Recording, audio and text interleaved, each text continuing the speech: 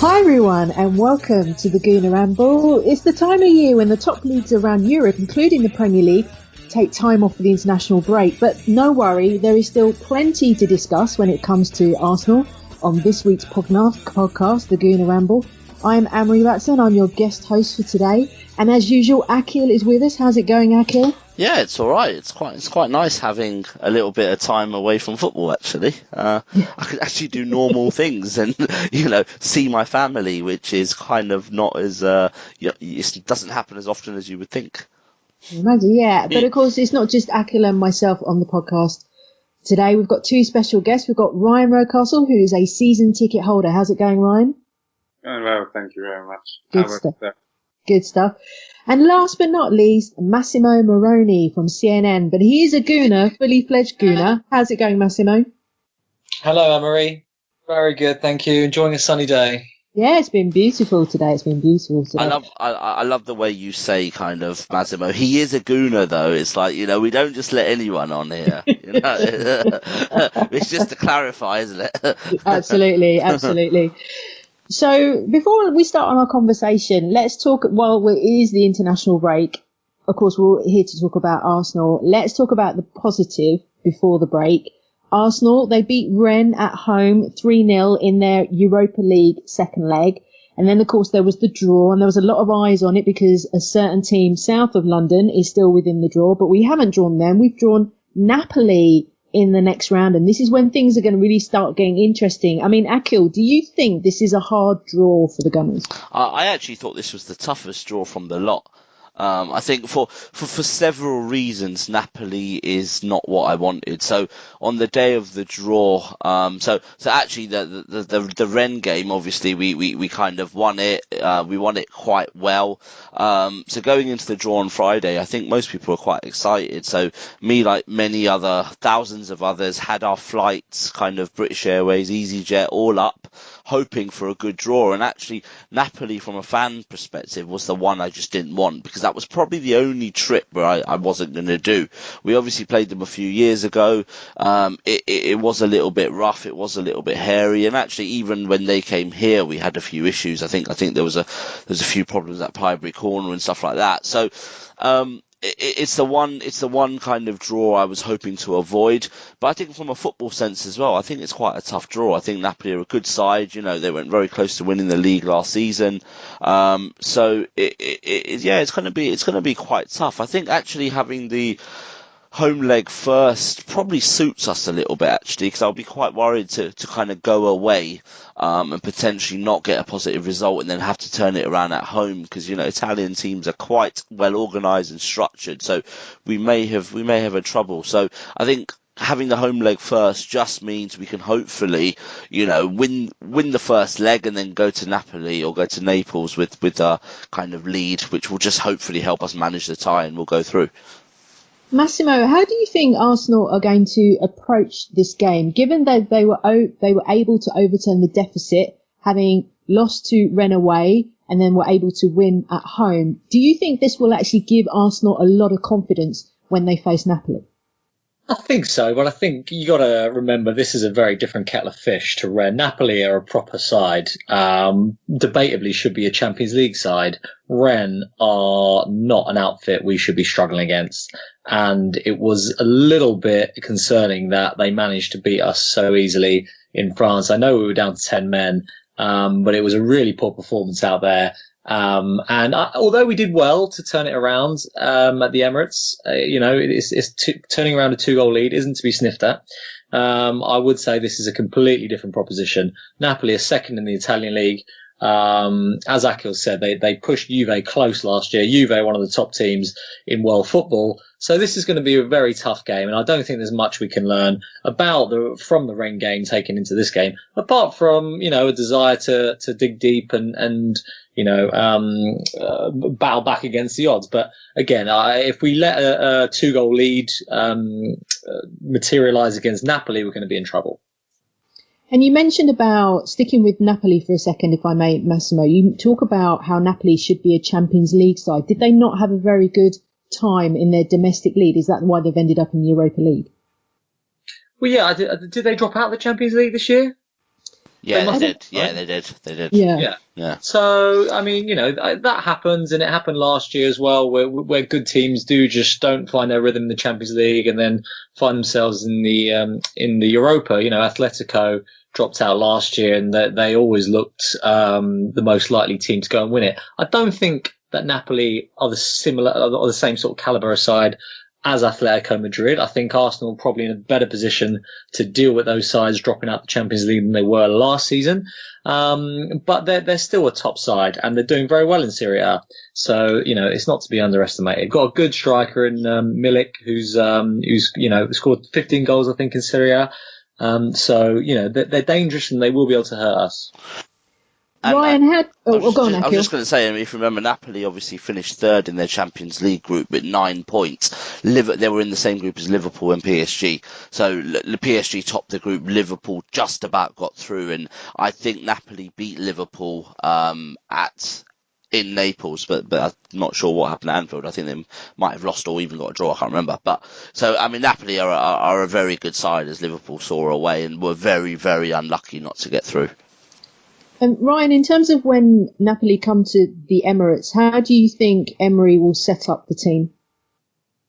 Difficult one to say because I'm opposite to Akhil. I think it's worked against us that we have to play them first at the Emirates because I feel like we're better when we know we have to what we have to do kind of thing. Whereas at home it's a tricky game because I don't think we're the best at defending, but at the same time going forward we're obviously very dangerous, but we don't want to find ourselves in a position where we have to chase the game against over in Italy. So I think he will go. I think he'll go for it to an extent, but the more important thing will be to make sure we're in the game for the following week.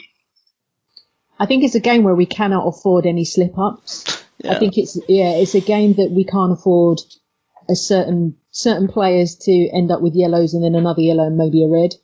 I think we'd need our goalkeeper to be absolutely on point that night as well. Like you said, like Ryan talked about, you can't afford to be on the back foot with Napoli. You've all talked about how strong Napoli are as a team. But it also brings that added pressure, doesn't it? Because the top 4 place now is at stake in the Premier League, which we'll come on to in a bit. But there's now 2 opportunities for Arsenal to get back into the top 4 in terms of getting back into the Champions League. There's this route or there's the Premier League route. Out of the 2, I don't mind who answers this question first, which is the more likely, given that we're going to be playing Napoli at home first?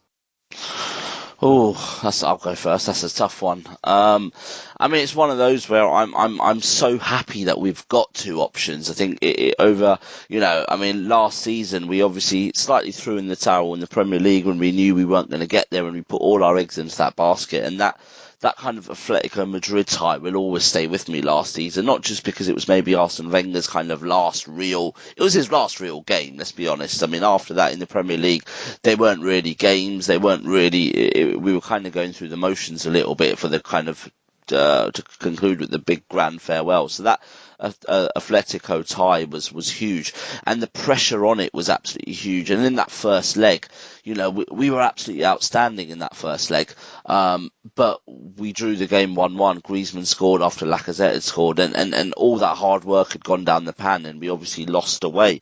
So I think that ultimately was the pressure of the situation, whereas this season I think it'll be different, because with the potentially the pressure isn't there as much, because you have got a backup, you have got an alternative. And if you look at the Premier League, we've played all the top 6. We've got some tough games. Wolves away, even Watford away could be tough. Leicester away as well. So most of the away games actually do look quite tough. Potentially even Burnley on the last day might be fighting for their lives. But you would still fancy it. You would still think, well, with every English club, all 6 English clubs are still in Europe, which is absolutely amazing as well. So it's not just us. But I think having that pressure slightly reduced against Napoli, I think will help. I mean, what's more favourable or what's more likely? I'm not sure. I think they're both very similar at the moment, because all it takes is one good game against Napoli at home, which we're more than capable of, to actually turn the Europa League massively in our favour as well. So I think just on Ryan's point, I think the main reason why I'm going that way is because our away record in Europe this season hasn't been great at all, and we haven't even played the sort of, the Napolis of the world. We haven't even played that kind of top tier of European teams. We've been playing teams like Rennes and Barté that actually you probably shouldn't be losing away from home, and even in the group stages we weren't very convincing, but then Unai Emery was still kind of learning a lot about the squad. So it just makes me feel that our home form has been so strong. Our home form in the league has been very strong, and even in the Europa League, even if it has been against lesser opposition, has been so strong. So actually playing an Italian team who are quite organised, I actually think playing away first and maybe losing that 2-0, 3-0, 3-1 or whatever, I think that would put us in a really tough position at home. And then that sudden pressure might get to us, because you lose the first leg, your next league game, you've got immense pressure, because you think, wow, if we lose this as well, suddenly 2 chances might turn into none. So I think playing at home and keeping that momentum, I think will help, because I would love to go to Napoli not needing to win potentially, just maybe needing a draw or even a small loss would take us through. So I know I've kind of changed the question a little bit there, but at the moment I think both options are there. We should definitely go for them both. Ryan, what do you think? Do you agree with Akhil that we should go for both? Oh yeah, in terms of what we should go for, of course, go for both. We're definitely in a good position for both. We're in a much better position than I thought we would have been at the start of the season and even during it. In terms of what I think, I still believe that it was 8 games in the league and we have the 4th position now. And as you said, without going to any top 6, we're now at the point now where I'd be disappointed if we didn't finish in the top 4. The last 3 weeks, we put ourselves in such a good position with some real big results. And I think now, if you look at the rest of the teams we've got to play, yes, there are a few difficult, especially away from home. But games I would expect us, with that run in, I would expect us to get the top 4. With the Europa League, you never know with Europa League. It is still a cup competition, and you just don't know, like Lacazette getting sent off. It's still a bit in the balance, but whereas the league is totally in our control, and I'd expect us to finish in the top 4 in that now. So let's just allow ourselves to think that Arsenal will win their 2 legs when they play Napoli and they make it through to the semi-final, and they could possibly face either Villarreal or Valencia. If they get over that hurdle, then Arsenal could possibly face Chelsea in the final. Did any of us see that as a possibility that Arsenal could end up playing a team from home? What do you think, Massimo?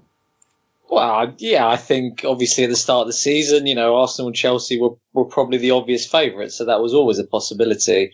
There's a long way to go for both teams before that becomes reality, so I definitely wouldn't get too excited or give too much thought to it. I'm sure Emery and the rest of the team probably wouldn't either, but obviously that would be a fantastic final for everyone, for both clubs.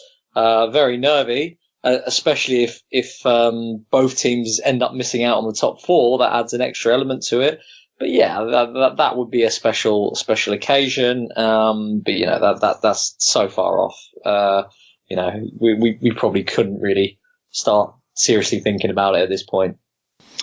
Absolutely. I mean, from all that Europa League, I mean, it really opened up. in the last round with Seville and Inter Milan going out, because actually, as I said, Napoli was the one I wanted to avoid because they are by far the toughest. For me, they were the favourite. They might not be odds-on favourites now because they've drawn Arsenal, but I think they were the favourites before the draw was taking place. So, but if you get through Napoli, then you can start to dream of that European trophy, because then, you would, a little bit like what Ryan said in the league, that you would be disappointed if we didn't win it, after getting through the top six and being kind of fourth with a point behind Spurs and all that kind of stuff. You'd be disappointed. I would equally be disappointed that if we did beat Napoli over 2 legs and we didn't go and win it, I'll be quite disappointed, because we're a better team than Chelsea, we're a better team than Valencia, we're a better team than Villarreal, and Chelsea still have to go get past Prague, they still have to potentially beat Benfica in the semi-final. So there's a lot of football to be played. But for me, both tournaments are very similar. For me, I looked at that Tottenham and Man United games thinking, get out of that and still be in the top 4. And again, like Ryan said, we'll be disappointed if we don't do it. And I think that's the case. And the same thing in the Europa now. Beat Napoli, and I'll be disappointed if we don't go all the way. That nicely segues into the next part of our conversation, actually. Let's have a look at the Premier League when Arsenal come back from their break. The remaining fixtures, we're now into those final stages now of the Premier League. There's around about 9 games left, I believe, if you don't include the Europa League matches. I can quickly run through what we have left, in terms of what Arsenal have left anyway. They have Newcastle, Everton, and then Napoli, and then Watford, Napoli again, Crystal Palace, Wolves, Leicester City, Brighton and Burnley. A mixed bag for sure. Ryan, let's start with you. Are there any ones that I've just mentioned, and I can go through the list again if you wish, that Arsenal need to be worried about? Yeah, there's a few. Obviously, Watford at Vicarage Road is a difficult game. Burnley on the last day. For some reason, Burnley really hate Arsenal as well. I don't know where that's come from, but I just know they're going to be very, very motivated on that final day. It's because since they've been up, we've won their 2 years running with a late 96th and 95th minute winner, and one was offside and a handball at the same time. So we've completely robbed 6 points out of them. Right. Yeah. Well, maybe with good reason then. And Everton away is a difficult game. I know they're not having a great season, but they showed when they beat Chelsea. I think they took points off Liverpool. So there's some. Don't get me wrong. Just because there's no one in the top 6 doesn't mean that they're easy games. They're not easy games. But I'm just saying, if I was to look at that on paper, I would now, the fact that we are now in the top 4, and the fact that we've kind of dragged. Or Tottenham themselves, through their poor form, have dragged themselves into it. There's a few teams. It's not just one position, really. If you think it's 2 positions, I would be disappointed if we couldn't finish the job after, as I said, for me, a really, really encouraging month of February and March, where we really, after going through a sticky spell in the mid-season, I think we've set ourselves up to finish it really strongly. Akhil, what about that Burnley game that Ryan was talking about? Because it is the last game of the season. Of course, Burnley could be in a relegation fight. You expecting that to be a spicy encounter? Yeah, I mean, potentially. There's so many different stories here, because obviously it's kind of Burnley and Cardiff look like they're going to be in it with a bit of a fight to the end, and I think Cardiff's last few games potentially, because there's a bit of rearranging going on, but it could be like Man City and Man United for Cardiff, and then Burnley obviously could have Arsenal. Burnley will have Arsenal rather. So it's going to be. I mean, Burnley could be safe if Cardiff have potentially dropped off a little bit. So it all depends. But again, I think that's too much in the future. I think we've basically got 5 away games, 3 home games. Our home record has been pretty good this season. You would expect us to get 9 out of 9. You'd expect us to beat Brighton, Palace and Newcastle. And if we didn't, I'll be fairly disappointed. Away from home, actually, all 5 to me look quite tough. Wolves by far is the toughest. Wolves are just, I think they're 7th at the moment.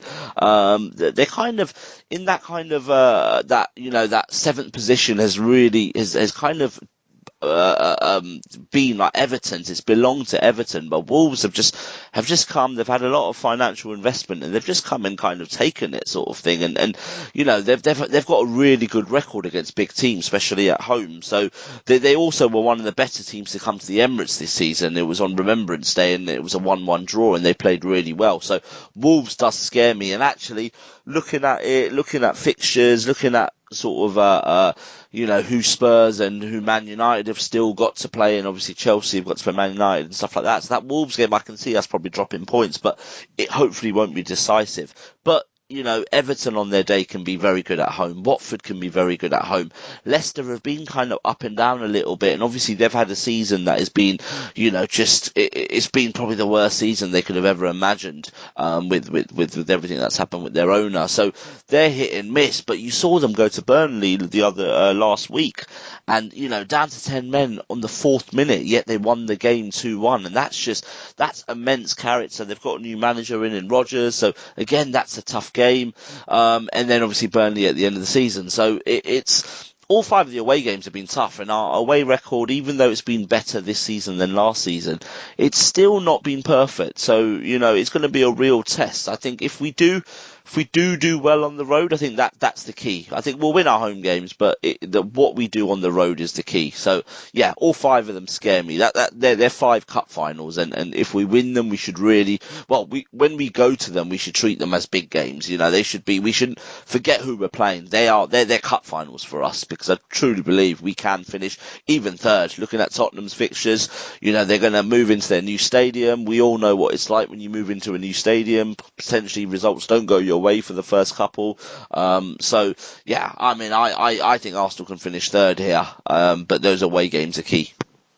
Just want to touch on what Akhil said about the away record not being perfect. I think that's probably the understatement of the season. It's been absolutely atrocious, let's be honest. Abysmal, I think. Yeah, I mean, trying to be nice and positive. Well, that is, classic Akhil. But no, I mean, that is absolutely the understatement of the season. The Barca game in particular was absolutely abysmal. So yeah, the away games, every one of those away games is very tough. In particular, there's a 9-day spell where we've got 4 games, which will pretty much define how we end up this season.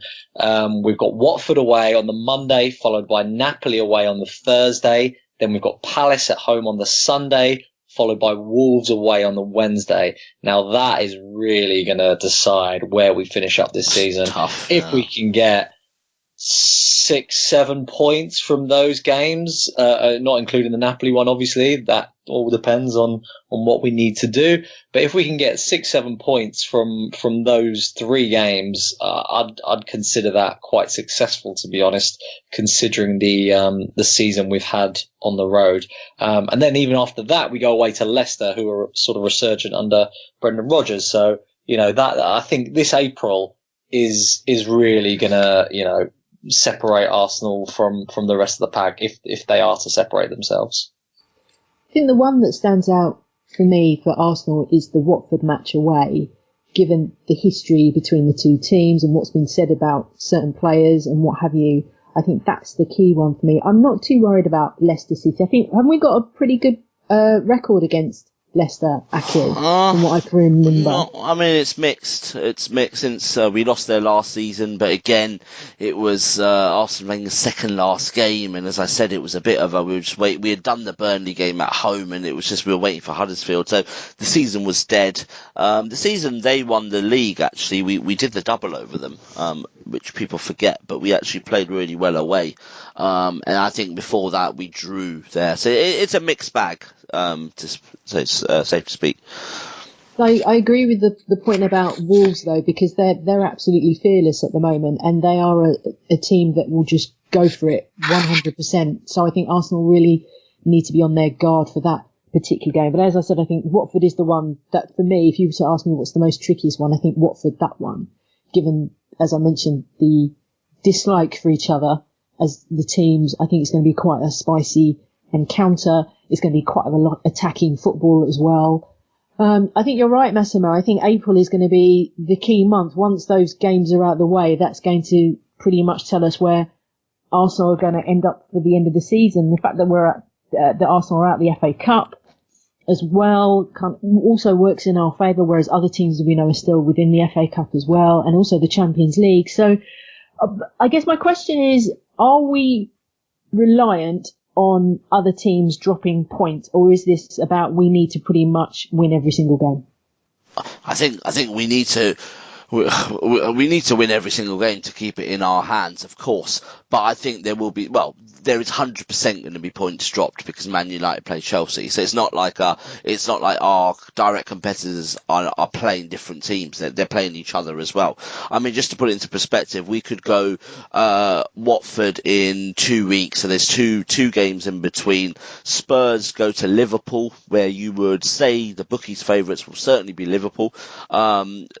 So there could be some drop points there. We have Newcastle at home on a Monday, so we could potentially go above them next Monday. And then the week after that, I don't think Spurs play because it's the FA Cup semi-final, so they would have had they would have had someone in the FA Cup. Man United don't play. Chelsea do play. They play against West Ham. But again, we're at Everton. So if we could win that suddenly, there's a bit of a gap between us and potentially Spurs and even Man United and maybe even Chelsea, because West Ham could be a tough game for them, and Chelsea are very hit and miss. So when we start that 9-day period of 4 games, we could be third, potentially 3 points, 4 points clear. So the Watford game is big because it starts it all off. But I still think the Wolves game is the toughest opponent. I think Wolves are just a better side. I think I get what you mean about the Watford thing and, Troy Deeney's comments and he'll G them up, and it seems like they know how to play against Arsenal. But then, an Unai Emery team is slightly different to an Arsene Wenger team. So I think I think we might see a different game. But certainly, those little things like these kind of fixture movements, like we're playing Watford on a Monday night and under lights at night, atmosphere will be better for them.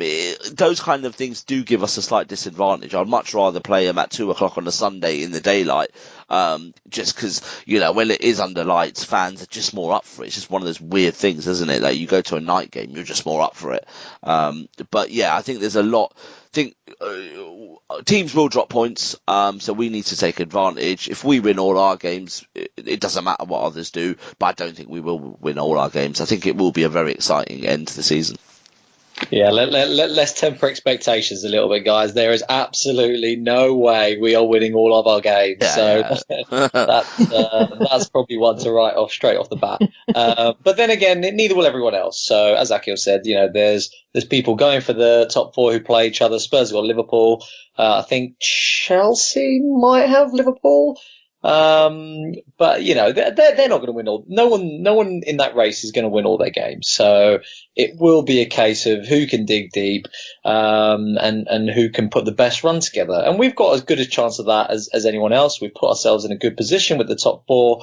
So let's see what happens. The Europa League might actually give us a bit more of a headache. In the terms of, we've got good chances now to go for both. So that might stretch our squad slightly thinner than it did last year when, as Akhil said, we kind of threw the towel in a bit for the league.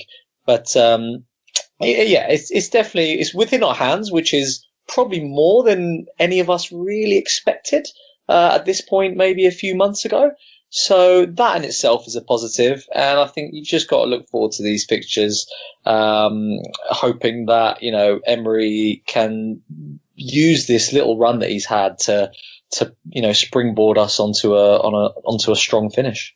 What gives me confidence about, and you're absolutely spot on about that kind of squad rotation, squad management with both tournaments, because actually what gives me encouragement is the way Unai Emery in the last kind of month or so has actually kind of managed the squad. We have had a few suspensions and a few injuries, but there's been kind of, I think offensively now, he rotates fairly well. Mkhitaryan was having an absolute great time as he's come back from injury, but we lost him for a game or two, but we didn't really notice it. He was injured against Man United and wasn't in the squad, but you didn't really notice it. Iwobi's come in and out, and generally when he's played, he's done well. We've got we've got two strikers who, really, you don't really mind who plays, because you feel that actually, play the one who's most suited to the game, because they're both goal scorers. I personally think Lacazette's probably the slightly better striker, but they're both goal scorers. And then Mesut Ozil's come back in, so that's another player to add. In certain games,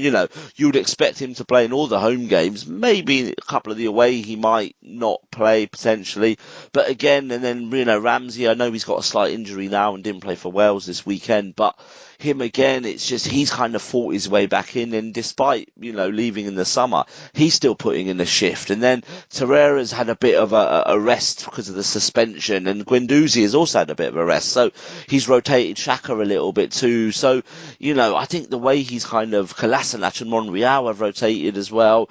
Right back is a little bit of an issue, but I mean, Niles had his best game in an Arsenal shirt against Man United. So, the way he's kind of rotating this team has made me, a little bit more encouraged and optimistic for both tournaments. Don't know what you think? No, I agree with you. I think we're, especially in attacking areas, it really hasn't seemed to affect us lately with, especially since the turn of the year, a few players have really stepped up. Mkhitaryan, who I thought had been a very average signing up until, as I said, the turn of the year. I think he's really come on. Lacazette has had an excellent season. I think not just in terms of goals, but in terms of movement, assists, linking up play. All-round play, isn't it? Yeah, I think he's actually shown himself to be a better overall player than Aubameyang, even if Aubameyang wouldn't even say a better finisher, but maybe more of a goal scorer. So that being in that thing's really helped. And the central midfield has Xhaka's always stayed there, hasn't he? He never seems to be out the side, but around him, others have done. Guendouzi's done well in periods. Torreira's done well at the start of the season, did really well. And then in that attacking midfield, I think bringing Ozil back into the side for me was a sensible decision. Even if I'm actually not even talking about on the pitch necessarily, but I feel like off the pitch it's given the fans, when he doesn't play or when he's not in the squad, it almost gives a negative feel before the ball's kicked. So just having him in and around, and of course his added quality has helped. And with Iwobi, who I think's got like 9, 10 assists this season, and it's been his best season. Create a lot of chances. Forward especially, and in the fullback areas, we've come along in the last few weeks, especially. All right, so one more point about the team before we move on. Massimo's just asked a really good question about actually Aubameyang taking penalties. How confident do fans feel about him taking penalties? Let's start with you, Massimo. Well, not very, basically. I really don't like his penalties. I know he scored against United, but you could see how furious David De Gea was when he let it in, because he didn't have to move. And the way he takes his penalties by not looking at the ball, looking at the keeper, if the keeper stands their ground like Lloris did, he's absolutely screwed. You lose any sort of power or any sort of accuracy if you don't look at the ball and just run up like that. And that's exactly what happened with Spurs. He said in his post-match against United that he made a mistake against Spurs by looking at the ball. And when I watched it back, I'm pretty sure he didn't. I'm pretty sure he did exactly the same thing as he did at United. Look at the keeper. And then eventually, when Lloris stood his ground, he only had sort of one option to swing a foot at the ball without really looking at it, and just made a disastrous attempt. So fair play to him for stepping up against United, but I really didn't fancy him, and I had my heart in my mouth if he stood up to take one again. To be honest, I don't know how everyone else feels. Yeah, I at Spurs it was weird. It was a really I was there and I was in the away end and the penalty was awarded and everyone was celebrating like it was like we had won the game and stuff like that. And you know what, we're all football fans and if you get a last minute penalty against your North London rivals or your local rivals, you should celebrate. But there was something something inside of me that just thought, I don't think we're going to score this, and I didn't even know who was taking it. It was just a case of we're not going to score this, regardless of who the taker is. I can't explain that. I've talked to a lot of people about that, and I just really can't explain why or what or how. But then against Man United, I had no doubt he was going to score it. It was just a bit of a, yeah, no, I fancy. I think he had to. I think he had to score. It was just maybe there wasn't that pressure as well. Against Spurs that was pressure. Whereas Man United, you're 1-0 up as well. So if you do miss, you're not. You haven't suddenly drawn or lost the game. So no, you can't say there was no pressure. No. I mean, less pressure. I thought personally, I was so happy to see him take that one. Yeah. United, because I think it would have been very easy for him to say after what. Remember, it was a week later. Yeah. 1 week later to miss your penalty in the 90th and then have a big. I personally thought that was a really big penalty against Man United because Man United were having a strong period in the game. It probably wasn't. It was a soft penalty, so to be given it, I was really happy to see him step up and take it. I actually think that in that one against Man U, he did see De Gea go early. He did see it, but because he did go early. But if De Gea stands his ground, early, then he doesn't need to put it into the exact corner, does he? Well, no. If De Gea stands his ground, he needs to put it right in the corner because he's got no power in his shot at that point. The thing is, he saw De Gea go early. No, yeah, absolutely, yeah. So once the keeper goes, he can just roll it. But De Gea is furious because he knew that's what he was going to do, but he still went early. I mean, De Gea had a bit of a shocker in that game throughout. So that's a good one. I would just want to rephrase. So what I meant by the Man United penalty was there was slightly less pressure in the game, the situation. But actually, you could argue Aubameyang, on him there was potentially more pressure because you missed 2 in a row and you're absolutely probably not going to take a penalty ever again. So I sort of rephrased that bit. In terms of his attitude, I watched that interview the next day which Jamie Redknapp did and he talked about kind of him looking down and I watched the Spurs one again and I couldn't quite spot the bit when he looks at the ball, but then on camera, an eyeball slightly moving down, you're probably not going to be able to spot that. So it was a case of I couldn't tell you when he looked at the ball, but I mean it's just it's for really me, weird. For me, I just wish players would just strike the ball and that'd be it instead of this whole hop, skip.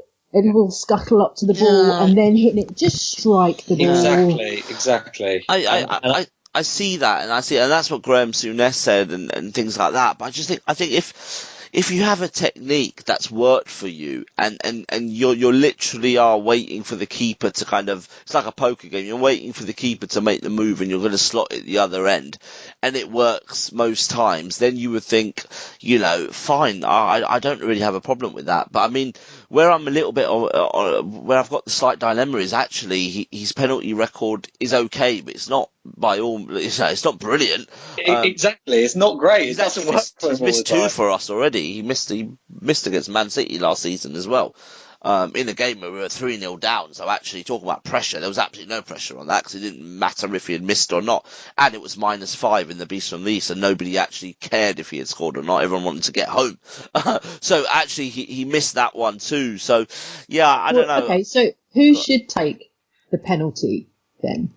Well, I mean, I've always thought Lacazette's a good penalty taker, and I think that his technique, and he took a lot in France and stuff like that for Lyon. So I like him as a penalty taker, but then Aubameyang's a goal scorer as well. So, it'll be interesting to know what Lacazette thought about it. I know we saw the pictures. He's got Aubameyang because they're good mates. But I wonder if given the chance, Lacazette would love to be penalty taker, and he probably would be my shout. Massimo, who do you think should be the Arsenal penalty taker? Yeah, I think Lacazette's penalties, I'd be a lot more confident with the way he takes them. I just don't like Aubameyang's style and technique for penalties. When his graphic came up against Spurs of the penalties he's taken, he doesn't bury them in corners. And I think that's what you want from your penalty taker. You want a penalty taker who can hit a corner. And I think Lacazette and Giroud used to be a fantastic penalty taker. I would feel 100% more confident with a Lacazette or Giroud, who's obviously not there anymore, but those kind of players who take their penalties like that with power into corners than I would with a dinky run-up and hoping that the keeper basically moves before you get to the ball. Because as we saw with Spurs, if they don't, he's in real trouble. And Ryan, do you agree that it should be Lacazette taking the penalties, or do you have somebody else in mind? I'm okay with Aubameyang. I think if he hadn't taken the one against Man United, I would be in agreement with you guys and saying that if he hadn't taken it and Lacazette had then scored it, I would be in agreement saying Lacazette. However, for him to show the courage to take it. With the corner things, I still do stand by the fact that I don't think he needs to hit the corner because he watches the keeper, if you know what I'm saying. So that's why I don't think his therefore thought is why risk potentially not hitting the corner if I know that the keeper's gone down right. But I take your point about if you hit I still think you can miss penalties, obviously, if you try and hit the corner. But yeah, I take your guys' point. But no, I'm happy with Aubameyang. Well, it seems that sorry, go on. Basically, that's the bottom line. Yeah, I think for me, I'm somebody who believes that the ball should go into the strike it hard into the corner of the net, strong, decisive, that the keeper can't get his fingertips to it. I'm not a fan of this kind of what I call the hot shoe shuffle kind of thing, because I think it gives too much away. If you're not confident with that, the goalkeeper's going to read your body language and be able to, read the way you're going to go potentially. So Giroud, when he played for Arsenal, of course, I thought he was a brilliant penalty taker. And my preference is actually for Lacazette. I think he shows a lot more confidence in his penalty taking than what Aubameyang does. But let's see what happens for the rest of the season. As we're talking about international players, I'm going to mention the B word, unfortunately, because in a few weeks' time, as it stands, this country will be exiting the European Union officially, Brexit as it's more commonly known as. And of course, this may have a significant impact on players. Akhil, do you want to talk about this in terms of what do you think the impact could possibly be from a player's point of view with Brexit looming? Yeah, so I went to a meeting with the Premier League in the week. So all the supporter trusts kind of get together and with the FSF have a meeting with the Premier League twice a season. So one representative from each trust kind of goes and talks to the Premier League. So Richard Masters, who's the interim CEO, so we all know the Premier League have had a few issues after Scudamore went and then someone else offered the job and didn't take it in the end. So Richard Masters, who's I think worked for the Premier League for about 8 to 10 years, who's an MD there, has kind of stepped up into the role. And then you have kind of the head of director of comms, Bill Bush there, and someone who kind of manages the SLOs at clubs there as well. So Brexit did come up and it was quite interesting. So at the moment, I think where we're at is because there's so much uncertainty around Brexit. I mean, you probably wouldn't. I know there's a petition of about 5 million, and then there was 1 million people on the streets of London, kind of marching and things like that. But you would, if you're a betting man, you would probably still say we are going to leave the European Union. Whether we'll have a deal or not, we don't know. But because there's so much uncertainty there, no one can really plan much around it, and football's no different. So I think the kind of FA are working with the Home Office on how it would impact football.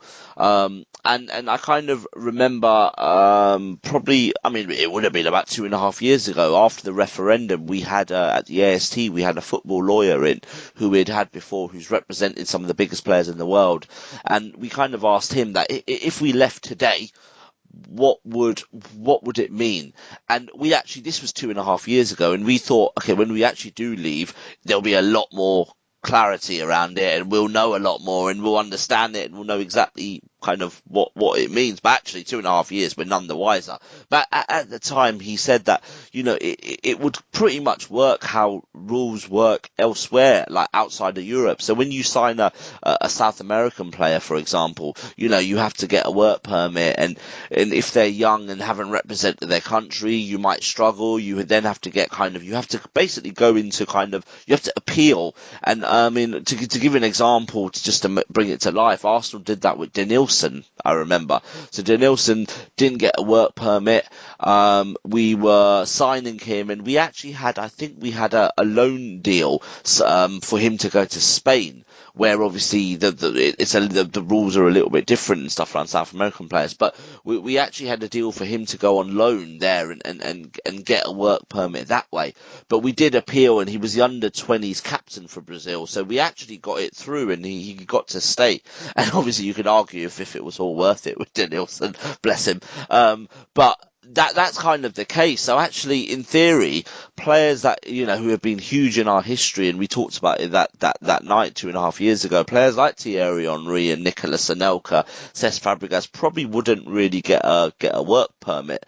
The Premier League are obviously a little bit concerned, because if you think about more recent years, that also means players like Mahrez, Kante wouldn't have got into the country, so we may not have seen Leicester win the league, and you know, it has such a big dependence. So at the moment, there's nothing really there. We don't know what the deal's going to bring and stuff like that, and what player availability. But I mean, I guess what the question is, and the debate amongst football fans, I think, you know, politics, I think we leave it to one side, but it is, do foreign players make a difference in the league? Do they improve our league? Do they make our players better? Because I think, you know, arguably someone like Raheem Sterling playing with all these internationals at Man City has improved him massively, and actually he has then taken that form into England and has improved England so much. Whereas there was this argument that actually having less foreign players, and we've talked about rotas and caps and all that kind of stuff, but with you know, there was this kind of argument from the FA that actually having caps and having more English players will improve England. But actually, I'll ask you the question: is that actually the case? What do you guys think?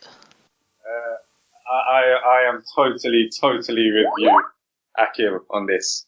I think I've never ever been a believer of those that say that, oh well, if you restrict the amount of foreign players coming in, then you'll see better English players, or more chances for English. I think those who work hard at their game, those who take advice in, those who show willingness to learn and improve, are the ones that prosper. And it shouldn't matter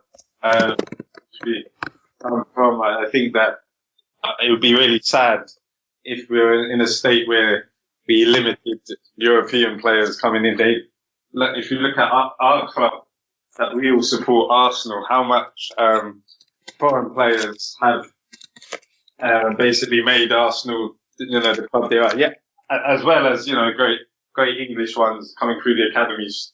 And I would still want to see that. But I think the combination of having the international players and then the best English players who make it from that is the right one. And you're right to point out someone like Sterling, who has no doubt grown not just by playing with foreign players, but also, you know, foreign managers in Pep Guardiola and Arteta as an assistant and stuff like that. You know, he's a good example, and now he's England team. So I'm totally with you. Yeah. I think also, I mean, just forget Brexit for a second, but it has been touted about you potentially have caps on how many foreign players you have and all that. And Arsenal, do you remember when Arsenal had 11 foreigners? They got a lot of criticism for it they started 11 foreigners.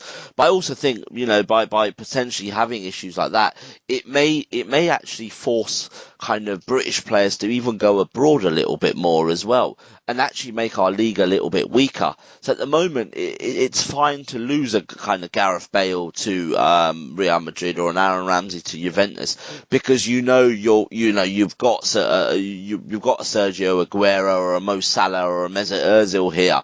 But suddenly, if it dried up a little bit and actually those kind of players weren't coming here, then keeping hold of our kind of British talents becomes even more essential. And actually, I think it's a good thing if they go and test themselves abroad, and I think it makes the national team better as well. So I think there's a big debating point that it's been in the background for about a good 10 years, but I think maybe this Brexit thing has kind of brought it to life a little bit more, and now people are starting to think about it and give stronger opinions on if they think actually there should be a cap, or are foreign players good for our national team, which I believe they are, and England proved that in the World Cup. But it will be interesting. But I think in terms of how it will work, it's all about the vote next week, and will it be a no deal? Will it be a deal? What does the deal say in terms of kind of permits and things like that? And I think then working with the Home Office, there'll be something how football will be run will be kind of on the agenda. This issue is going to rumble on, and I'm sure we could do another whole podcast on it another day. But as we've discussed, there is plenty to keep an eye on as we head into the final stages of the season for Arsenal. Thanks, guys, for being on today's Gooner Ramble podcast. Thank you, Ryan. Where can people find you on social media? They can find me, Ryan Rocastle 7, on Twitter. I'm not on it too often, but yeah, you can find me there. And Massimo, thanks for your contribution this afternoon. Where can people find you on social media? It's a pleasure, Anne-Marie. Thanks for having me. I'm Massimo Marioni on Twitter. And I'm on Twitter too, as very simply as Anne-Marie Batson. I've been the guest host of the Gooner Ramble. Akhil, over to you to sign us off. Yeah, up the Arsenal.